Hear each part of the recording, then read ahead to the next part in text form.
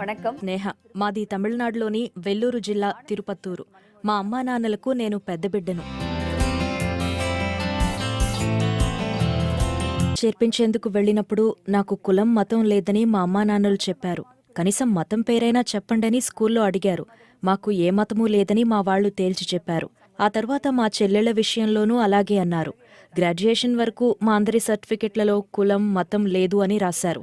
టీసీలోనూ అలాగే పేర్కొన్నారు. మేము ఉద్యోగాలకు పోటీ పరీక్షలకు దరఖాస్తు చేసేటప్పుడు కుల ధృవీకరణ పత్రం అడుగుతారు. మాకు కులం లేదు అని చెప్పినప్పుడు మేము ఒక అఫిడవిట్ను జత చేయాల్సుంటుంది.